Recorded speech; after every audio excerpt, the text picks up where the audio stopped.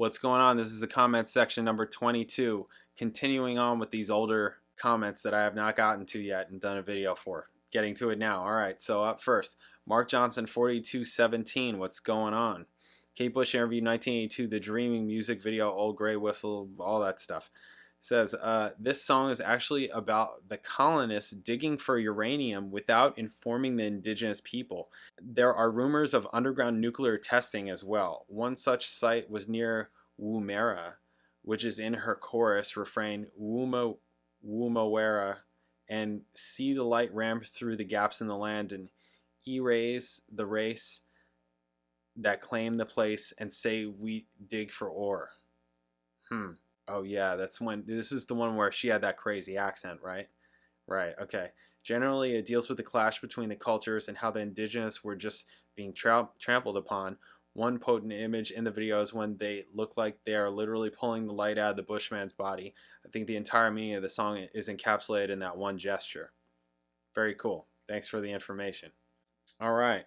Queen interview 1985, Dylan 12. What's going on? And thank you. Dylan 12 posts on every single one of these Queen videos. All kinds of information. Thank you. Okay, so he says, during their breaks, they would spend time on their solo works.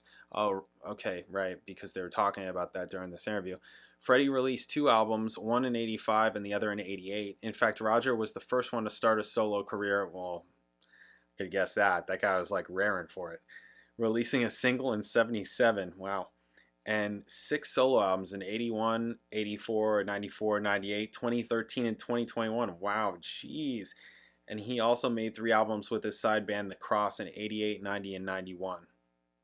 Okay, Brian released 4 albums, one in 1983, mini album, like an EP. Is that like a mini album? One in 92, other in 98, and the last one in 2000, a soundtrack album. John participated in many collaborations but didn't really invest in a solo career because he says he's not able to sing, but he released a single in 86 with a band he created called the Immortals. Cool. Great information. Awesome. Thank you. Okay. Oh, here we go. Here we go. Queensryche, Roads to Madness. This is not a new video of mine, but this I don't even remember what's about to happen, but I just know it was on a Queensryche video, and I remember not liking them. There's a lot of people that don't like that. I didn't like it. So, while down the rabbit hole, what's going on? While I appreciate your honesty, unlike other reactors, I wish you would have went into more detail as to why you don't like it. I think you mean to me. To me, it's an absolute masterpiece. Yes, there are other people like you who really are into this. I know because I've gotten those comments. The lyrics are probably some of the best lyrics I've ever heard written, and yes, that includes Rush. You're not offending me by saying that. I don't care. You maybe other people on the channel are other Rush fans because some of those people are pretentious. I get that, but yes.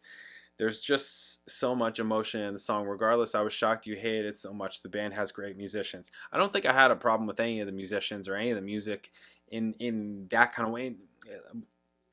Let me say this again. I don't think I had a problem with the musicians or the playing at all. It's more just the music style-wise. This goes back to somebody else commented in that other video about in the other comments video that I did, comments number 21. Talking about, I use the word theatrical as if saying it like it's a bad word. I like some theatrics, depends. Like again, right now I'm going through Queen and I really like that. But like the Kate Bush stuff, some of it's too much for me when it starts getting into like music theater-y kind of stuff or whatever. And also, yeah, this Queensryche, I just didn't like it. It's just not for me. That's all. I'm not trying to. It could be for you. I'm fine with that. It's just not for me. I'm just not into it. That's all. And that's fine. You think it's a masterpiece. That's cool. It's just not for me. I'm sure there's tons of other masterpieces that I'm not into, you know, like talking about theatrics or whatever, theater. People are really into Stephen Sondheim, right? Like super, like master, right? I'm not into that kind of stuff. I'm just not into it. It could be fantastic and amazing and all that. It's just not for me, you know? So that's all I'm talking about. That's all. I'm just not into it. I don't remember the song specifically to go into more detail, unfortunately, at this moment. So yeah, it's just what it is. All right. Yes. Okay. Then I did this album that I played on Kevin Susa, right? Kevin Susa. This is the song "Tricky," Hermosa and Free. This is MP Kelly 20. What's going on? Beautiful song, beautiful album, and yes, her voice is incredible. He was talking about Danny Armstrong. That ending, damn, it sucks that this music isn't on top of charts. We get Taylor Swift type shit. Sorry to all you Taylor Swift crazy, fans.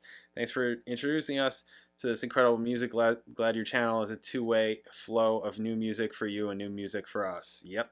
Yeah, absolutely. Yeah, cool. Thank you. Yeah, charts. Yeah, I don't know how the music business works anymore, so I don't know how it works anymore. It's just what it is. It's whatever. It's whatever. It is I re-listened to it at that same time, and I'm like, yeah, this is a really good record. This is pretty good. So, I'm glad I'm on it, but you can't just, especially today, you can't just put out one record and just be done.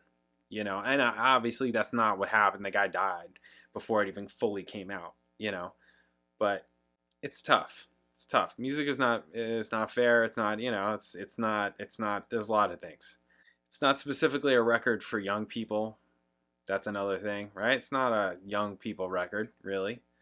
So it's not made by a young person. I wasn't the youngest person on the record. That would probably be Zeal. I don't know how old Zeal was at the time or how old he is actually, but I know that he is probably the youngest. Yeah, so maybe in his late 20s. Maybe he's in his early 30s now.